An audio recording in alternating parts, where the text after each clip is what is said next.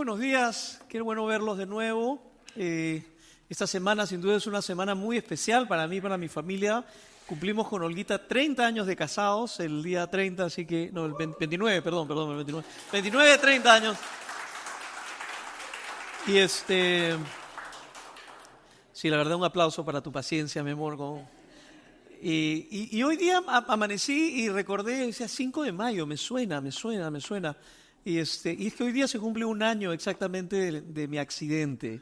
Así que realmente les estaba dando muchas gracias a Dios esta mañana por su fidelidad, porque de nuevo, Él no nos muestra su amor porque remueve el sufrimiento de nuestras vidas. Esto es algo que siempre lo repetimos aquí, ¿no? Pero que podemos celebrar que Dios permanece a nuestro lado en medio de cualquier sufrimiento.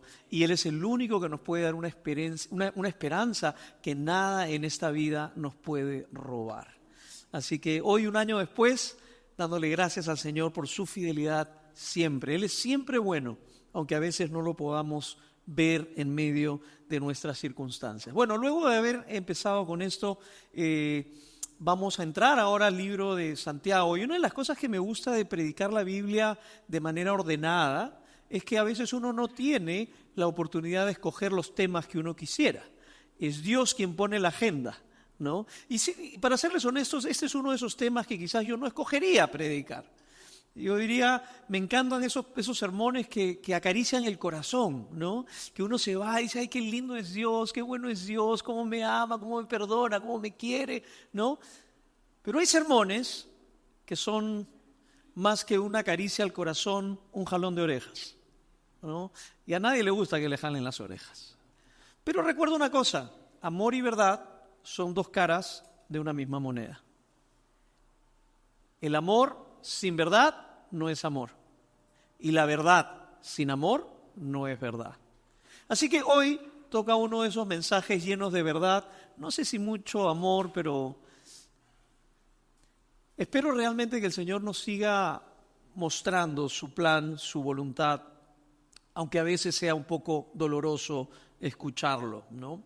El tema de hoy lo he querido titular favoritismo y discriminación.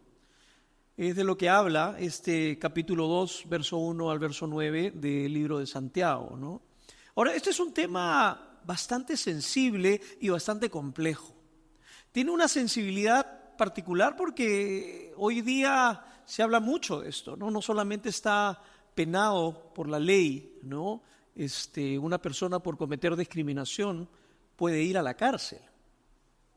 Está en el Código Penal, mi querida doctora, artículo 313, puede revisarlo. No, mentira, pero sí creo que lo había visto por ahí. Pero en verdad está penado por la ley y está condenado por la Biblia desde el Antiguo Testamento hasta el Nuevo Testamento.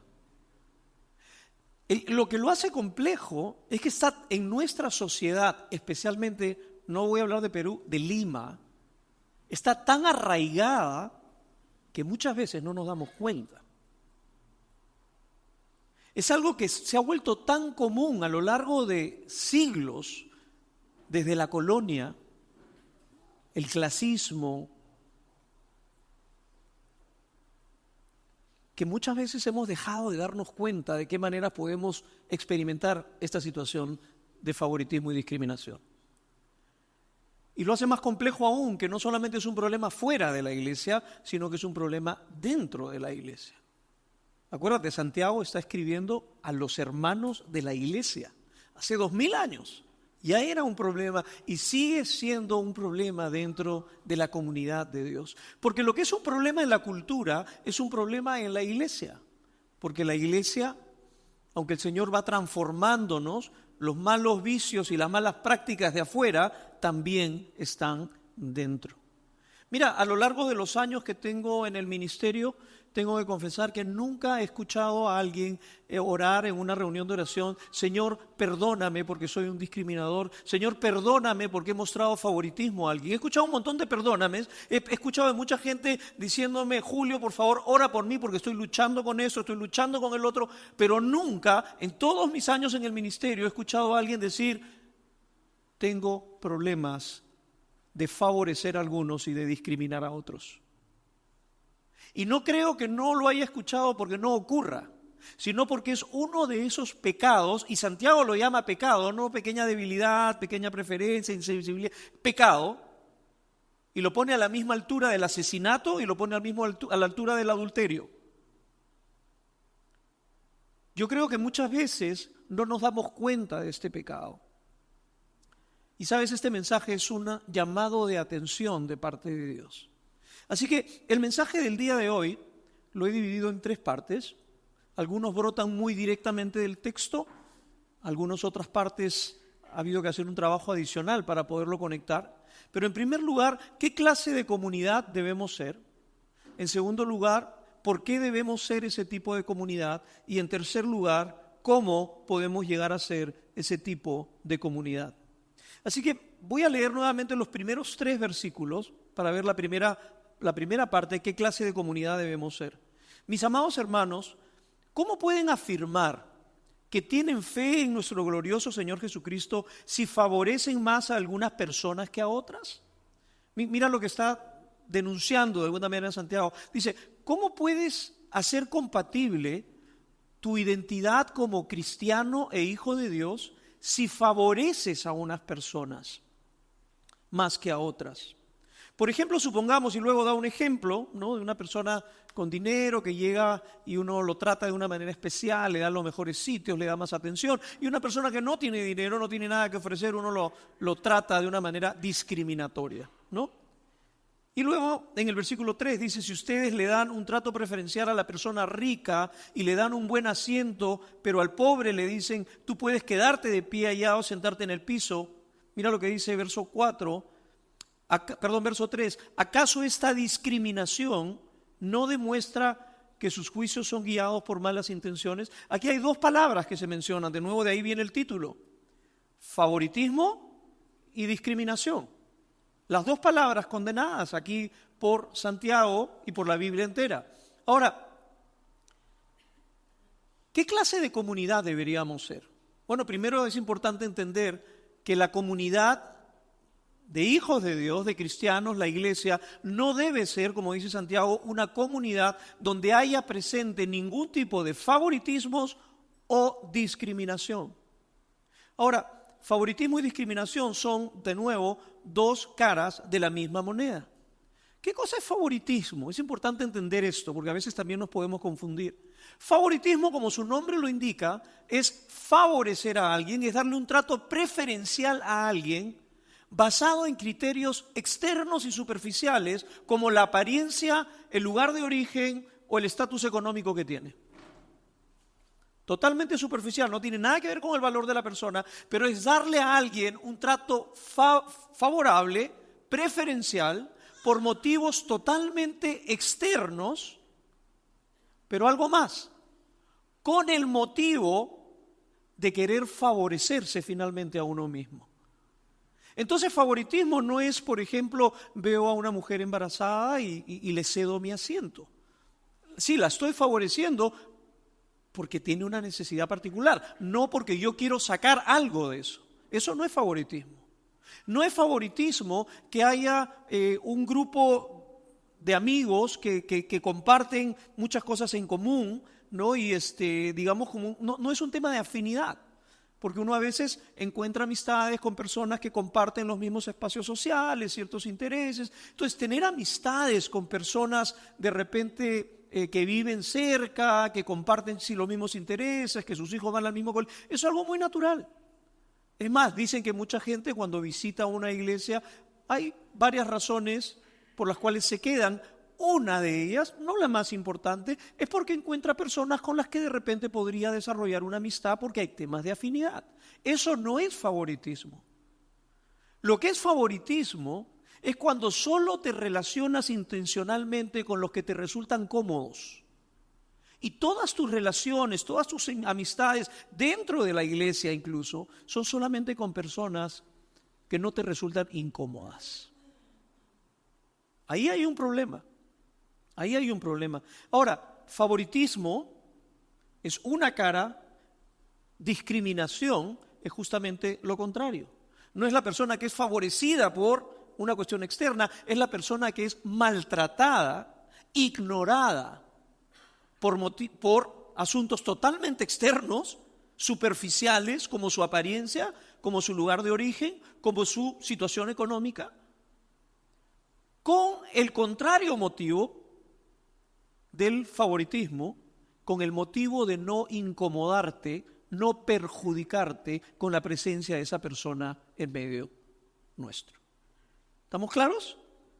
La Biblia condena esto. ¿Qué clase de iglesia debemos ser? Una iglesia donde no se practica el favoritismo ni la discriminación, lo cual Santiago le llama claramente, este es un pecado. Este es un pecado. Ahora,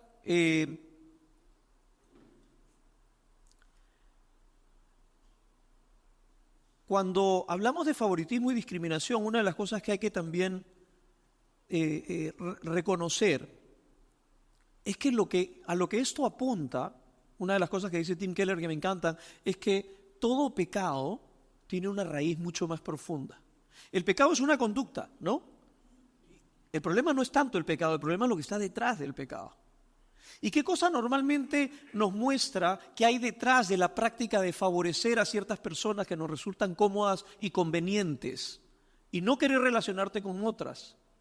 Mira, en primer lugar, Santiago va a decir que esto nos convierte en jueces.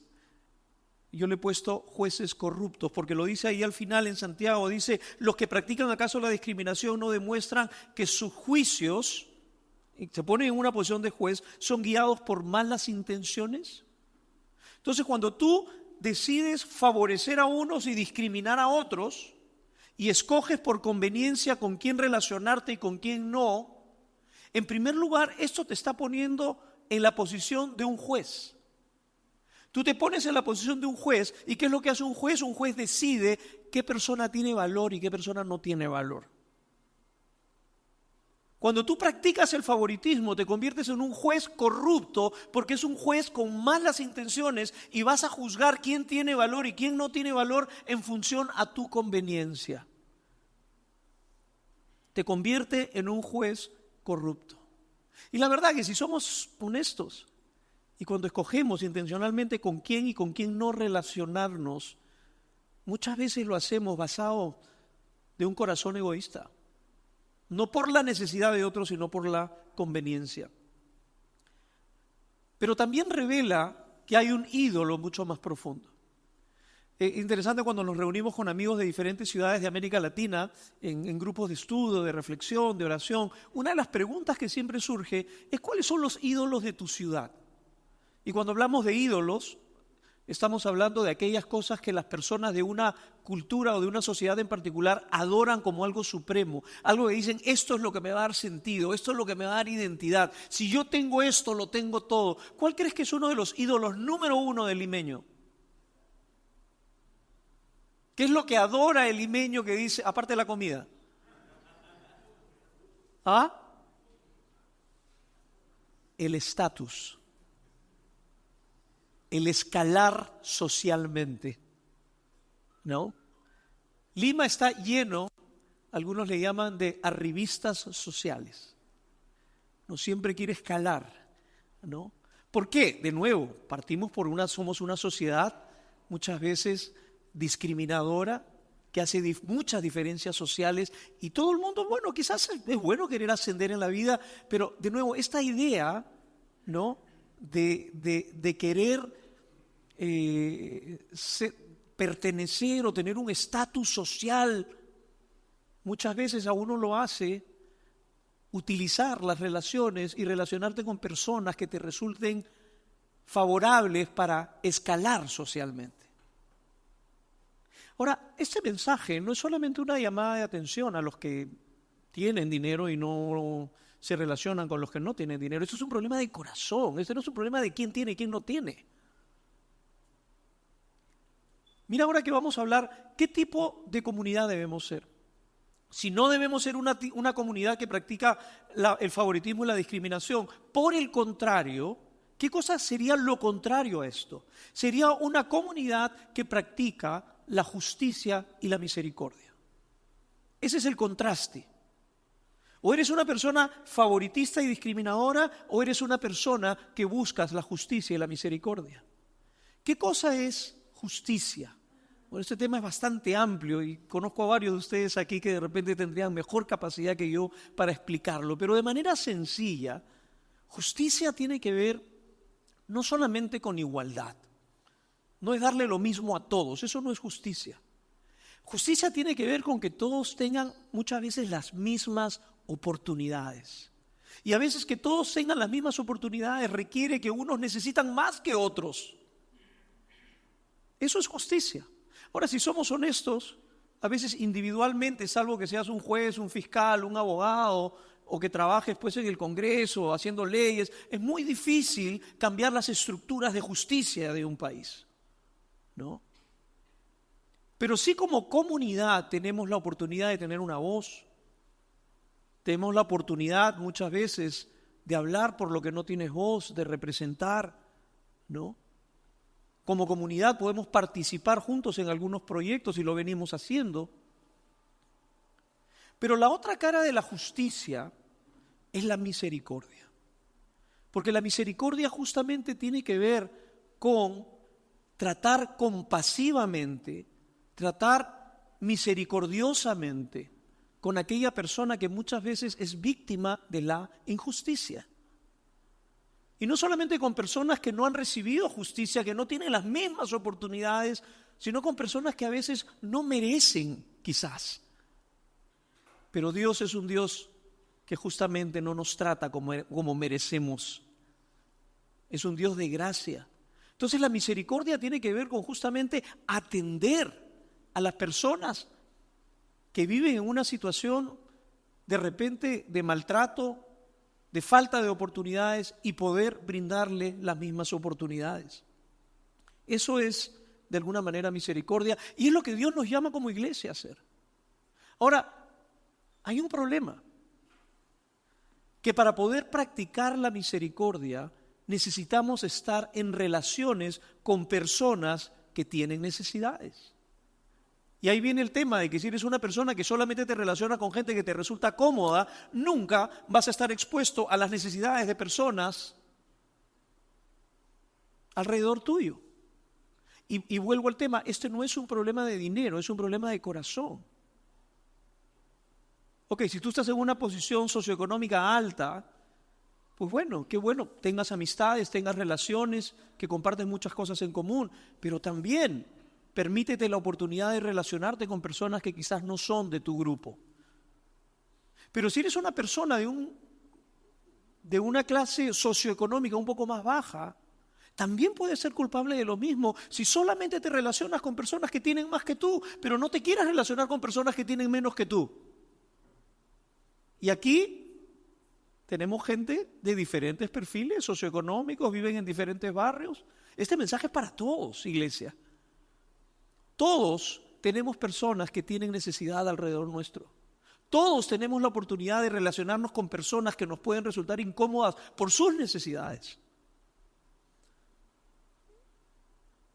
Este es un llamado de parte del Señor de atención para que como iglesia seamos una comunidad que busca no solamente practicar la justicia, sino que crea relaciones como Él mismo las hace con personas que necesitan ayuda, personas vulnerables.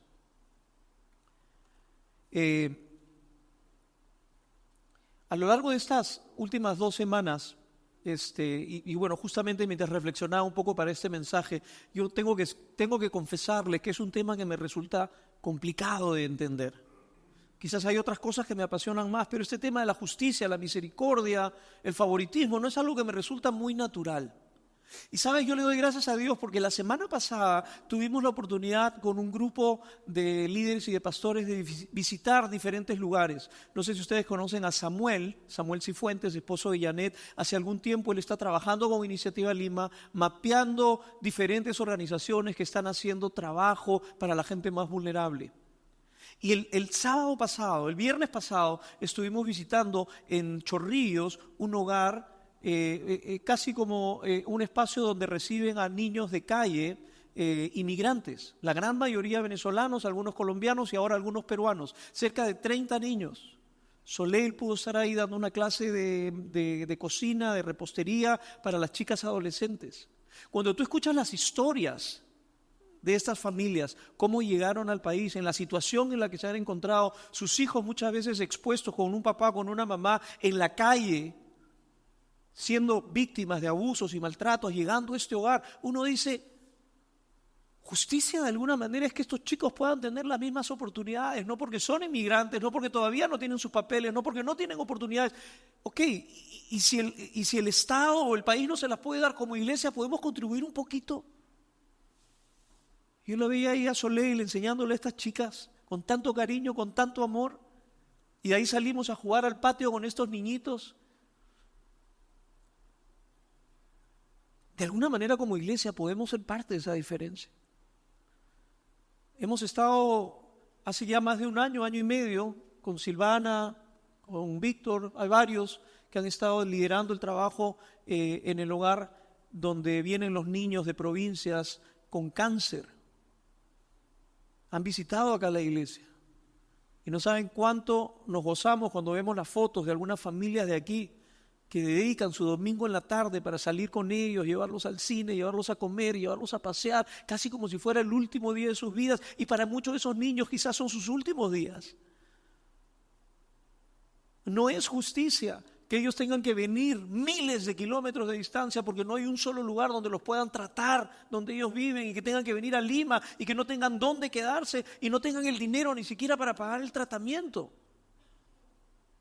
Y como iglesia podemos ser parte de esa diferencia.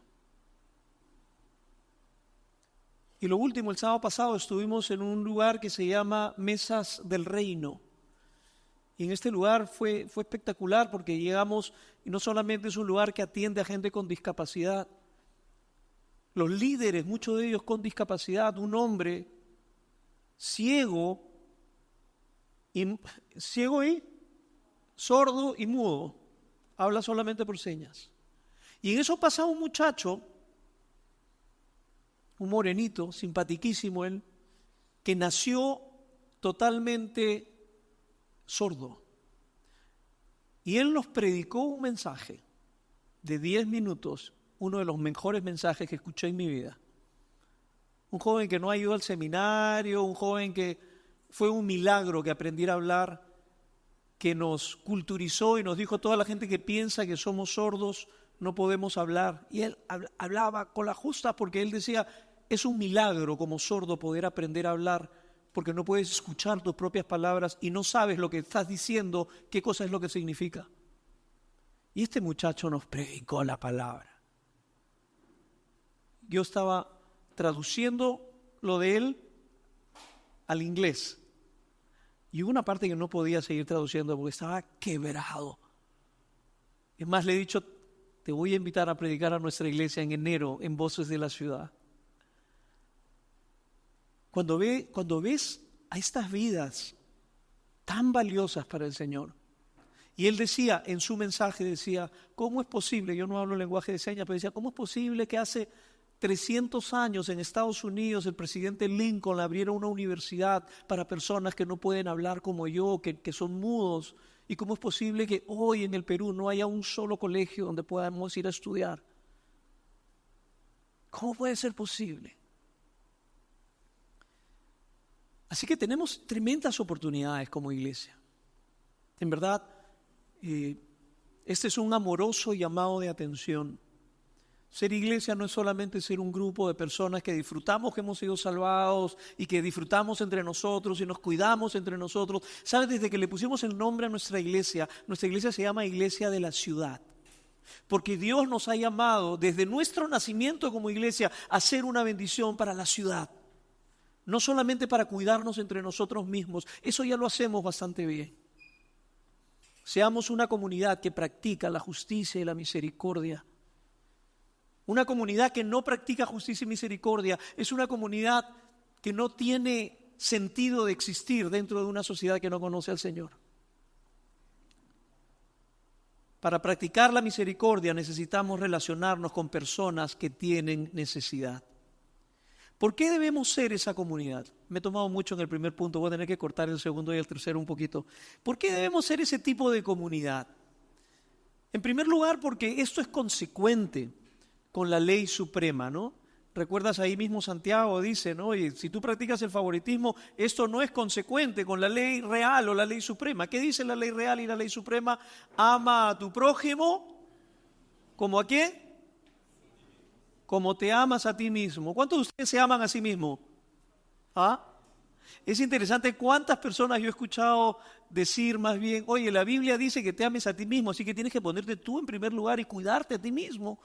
Eso, o sea, a menos que tengas alguna enfermedad psicológica, eso es natural para todo ser humano. Escoger la mejor presa, el mejor asiento, o sea, eso es natural. Lo que está diciendo acá es prácticamente, mira, naturalmente has sido creado con esta capacidad de escoger lo que es mejor para ti, ¿ya?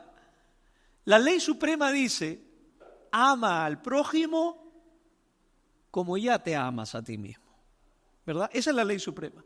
El favoritismo y la discriminación es totalmente pasar por alto eso, ¿ok? Ahora, la famosa pregunta que le hacen a Jesús cuando Él enseña acerca de amar al prójimo, y bueno, vienen estos filósofos, pensadores, religiosos, y le dicen, pero ¿quién es mi prójimo? ¿No? ¿Quién es mi prójimo? Hay tanta gente, tanta necesidad, ¿quién es mi prójimo? Y Jesús le cuenta la famosa parábola del buen samaritano. Te voy a contar una historia. Había una vez un hombre que andaba, en mi versión, andaba en su moto, ¿no? Y en eso vienen y lo asaltan, ¿no? Le ponen la pistola, lo tumban, lo golpean, le roban el celular, le roban la billetera, le sacan la ropa, le pegan encima y lo dejan medio muerto. Y en eso pasa, en esta zona pues pasa un teólogo, ¿no? Pasa un hombre erudito en las escrituras, lo ve y dice, no, muy peligroso, me voy a exponer, de repente me pueden robar a mí, así que me voy por un costado. Luego viene un pastor muy conocido de una iglesia muy grande y dice, no, yo tengo que predicar el domingo, no me puedo exponer a esta cosa. Y también se va por otro lado. Y finalmente viene, ¿quién vendría a ser en nuestra sociedad la persona más despreciada por los religiosos? Vamos a decirlo así. Viene un homosexual. Bueno, esa persona, porque era un samaritano. Recuerda cómo veían los judíos, a lo cual estaba Jesús diciendo, el samaritano era un despreciado. Era una persona que uno consideraba contaminarse de solamente reunirse con él. Así que esa persona puede ser cualquier persona para ti. Pero esa persona que tú más desprecias, dice que ve al tipo caído y va y lo levanta. Lo levanta, lo sube a su moto, se lo lleva a la mejor clínica, lo lleva, paga con su tarjeta y le dice, por favor, atiendan todas sus necesidades. Y si sale más de lo que estoy pagando, me pasan la cuenta y yo les mando por Yape. ¿Está bien? Bueno, esa es la versión moderna, ¿no? Y Jesús termina diciendo, prácticamente, ese es tu prójimo. Cualquier persona que tiene necesidad y que está cerca a ti. Por eso vuelvo al tema que es el mensaje central. Si no nos estamos relacionando con gente que nos resulta incómoda por sus necesidades, nunca vas a tener a un prójimo cerca. Nunca vas a tener la oportunidad. Y esto es para todos, hermanos, para el que tiene y para el que no tiene. Para el rico y para el pobre, porque siempre hay alguien más pobre que tú. Para el que sufre y para el que no sufre. Porque hasta el que sufre, hay gente que sufre más que tú. Y es el diseño de Dios que la iglesia sea una comunidad que practica la justicia y la misericordia, porque está conforme al corazón de Dios. Si no me pasan el letrero en los 5 minutos, yo sigo. Bueno, ok. ¿Por qué debemos ser este tipo de comunidad? Porque somos una comunidad de hijos de Dios, que tenemos la identidad del Padre. Y el Padre es un Dios que no hace acepción de personas. ¿Cómo podemos tener como Padre, como dice Santiago, cómo podemos profesar una fe en el Señor Jesucristo, quien no discriminó a nadie, y nosotros ser una comunidad que discrimina y que favorece a unos a la hora de escoger con quién y con quién no se relaciona? Y finalmente debemos ser ese tipo de comunidad porque es un testimonio contracultural. Es interesante, si la cultura donde vivimos se caracteriza por discriminar, por favorecer, por corromper, para beneficiarse. Nosotros tenemos la oportunidad de ser un testimonio contracultural de lo que debería ser una verdadera comunidad cristiana. Mira, en Hechos 2:47 dice, cuando habla del crecimiento de la iglesia primitiva, todo el tiempo alabando a Dios, disfrutando de la buena voluntad de toda la gente, y cada día el Señor agregaba a esa comunidad cristiana a los que iban siendo salvos. ¿Sabes lo que atraía a los primeros cristianos hacia el cristianismo? Aparte del mensaje, era el testimonio de misericordia que tenían los primeros cristianos. Cómo acogían a los niños que los romanos abandonaban para que murieran. Ellos los adoptaban, los acogían, atendían a los extranjeros, a los pobres. Ese testimonio hablaba más que las palabras. Y si queremos crecer como iglesia en influencia, si queremos que muchos otros vengan a conocer al Señor, quizás no va a ser por tus palabras, no va a ser por tus invitaciones a que vengan a la iglesia, porque ellos tienen en mente esa comunidad que se junta los domingos solamente para cantar y pasarla bonito entre ustedes. Pero invítalo un día para ir al hogar de niños inmigrantes, invítalo un día para ir a servir a la casa de niños con cáncer y que él vea cuál es la razón por la cual el Señor no solamente te ha perdonado y te ha dado vida eterna, sino que nos ha enviado a ser agentes de bendición a la ciudad. Ser una comunidad que practica la justicia y la misericordia es un tremendo testimonio para la gente que no conoce al Señor también. Finalmente, y con esto voy terminando, no hay letrero de 5 minutos, Dover, ¿no? ¿Allá? Ya. En Miraflores me sacan un letrero. Tú me haces así. Eso no, pues. No.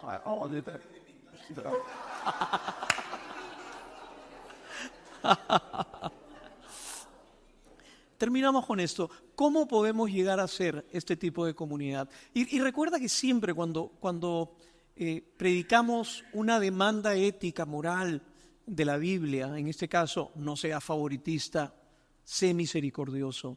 Esto no se logra simplemente por imponerte una carga más grande y decir, a partir de ahora sí lo voy a hacer.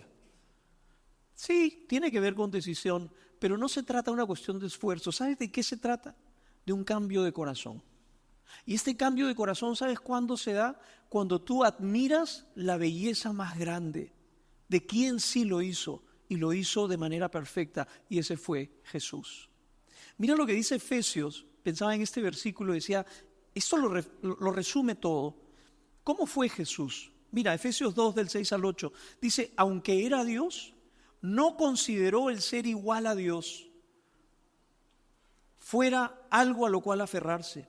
En cambio, renunció a sus privilegios divinos, adoptó la humilde posición de un esclavo y nació como un ser humano. Cuando apareció en forma de hombre, se humilló a sí mismo en obediencia a Dios y murió en una cruz como morían los criminales. Ese es el Señor al que adoramos. Y yo te digo una cosa, considera el nacimiento, la vida y la muerte de tu Señor. ¿Cómo nació? Él se encarnó. Siendo Dios, tomó forma de hombre.